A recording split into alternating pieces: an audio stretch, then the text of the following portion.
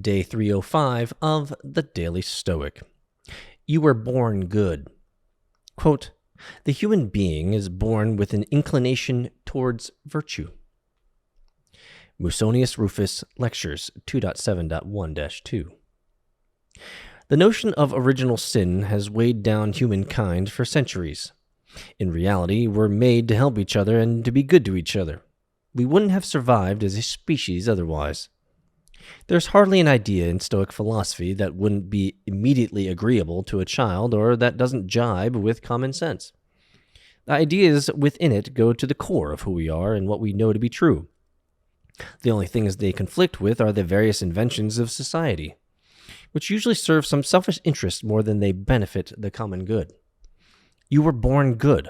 All of us have been made by nature, Rufus said, so that we can live free from error and nobly.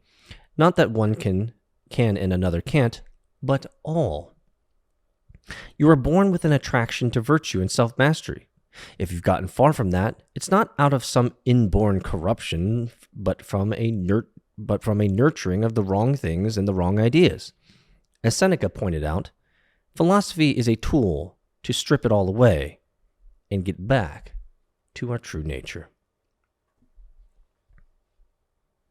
This is an interesting philosophical idea. I don't think I'll wax poetic on this whole idea of whether you were born good or whether you were born bad. I think that is probably a deeper discussion for a different time. But what I will agree with here is that, as Seneca pointed out, philosophy is a tool to strip away all the preconceived notions of who you think you are, to get down to the core of what you know you are. Not what you want to be, but what you are today. You're not as good as you should be. You're not as kind as you should be. You're not as thoughtful or considerate as you know you could be. You defer to negativity and criticism and complaining before positivity, right? I could go on with the character flaws that have been built up in poor habits of life. I can go on about the poor habits of things that you just do that are terrible for you, and you already know about them. I think that's what Stoicism is truly all about. And in my time in Stoic literature for 2-3 years, I'll tell you that Stoicism has truly helped me. Not in that I've used Stoicism as some sort of some literal tool to make my life better. But rather, Stoicism is one of those ideas that it should be in your mind.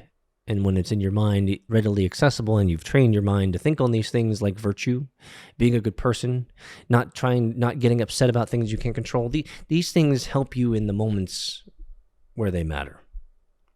And I will readily admit, it's not every single day that I think about the Stoic literature and the Stoic passage of the day that I read early in the morning. I don't always remember it, but in the moments that I do, it really helps. It truly does. And it's important to be self-aware. We've spent so much time in the earlier parts of this Stoic 365 literature and readings together. In the beginning, it's about self-awareness. It's about knowing who you are, not lying to yourself about the things that you think you should be, but accepting who you are today. And if accepting who you are today isn't where you want to be, then accepting the reality that you must change, and that nothing outside yourself is going to change for you or change you for you, but it is you who must master your own mind. It is you who must master this body, this flesh sack that you're in. It's you who take in life, whether positive or negative. It's you who translate life into the experiences you have. It's you. So let's get back to our true nature, like children. Seeing the world for what it is, not reading into the world what we want, but accepting for what it is and being grateful for what it is, even in the tough times. The notion of original sin has weighed us down, is what he says. He says in reality, we're made to help each other and to be good to each other. I think that is the more salient point. See you in Discord, fam.